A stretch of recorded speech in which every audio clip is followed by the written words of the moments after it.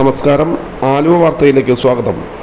കൊച്ചി രാജ്യാന്തര വിമാനത്താവളവുമായി ബന്ധപ്പെട്ട് വ്യാജ സന്ദേശം പ്രചരിപ്പിച്ച സംഭവത്തിൽ മാപ്പ് പറഞ്ഞ് ടാക്സി ഡ്രൈവർ.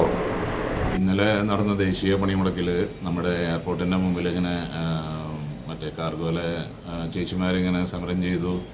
അവർ സിയാൽ 14 വരെ പുറത്താക്കി എന്നൊക്കെയുള്ളൊരു ന്യൂസ് ഉണ്ടായിരുന്നു, ന്യൂസ് വന്നിരുന്നു. അത് ഞാൻ എൻ്റെ ഒരു സുഹൃത്തിന് അയച്ചു കൊടുത്തതാണത്. ആ സുഹൃത്ത് ഒരു പക്ക കമ്മ്യൂണിസ്റ്റ് വിരോധിയായിരുന്നു എന്ന കാര്യം എനിക്കറിയില്ലായിരുന്നു. ഇങ്ങനൊരു വാർത്ത വളരെ വാസ്തവവിരുദ്ധമാണ്. അതിലെനിക്ക് വളരെ വിഷമമുണ്ട്.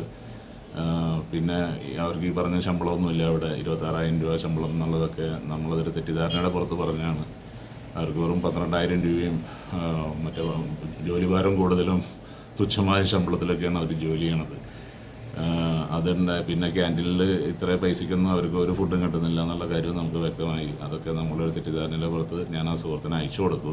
പക്ഷേ അങ്ങേരത് ഫോർവേഡ് ചെയ്ത് ആർക്കൊക്കെയോ ഫോർവേഡ് ചെയ്ത് അവരത് സോഷ്യൽ മീഡിയയിലിട്ടു. ഇങ്ങനെ ഒരു ഇതുണ്ടായതിനെ ചൊല്ലി ഞാനിപ്പോൾ CITUവിൻ്റെ ഓഫീസിലാണ്, ഇവിടെ നെടുമ്പാശ്ശേരി എയർപോർട്ടിന് മുമ്പിലുള്ള. അപ്പോൾ ഞാൻ സ്വമേധയെ വന്നാണ് ഇവിടെ, എന്നെ ആരും പ്രഷർ ചെയ്ത് കൊണ്ടുവന്നതൊന്നുമല്ല. അപ്പോൾ അതുകൊണ്ട് എല്ലാവരും ഇത് ഒരു ക്ഷമാപണമായി കരുതണമെന്ന് ഞാൻ അഭ്യർത്ഥിക്കുന്നു.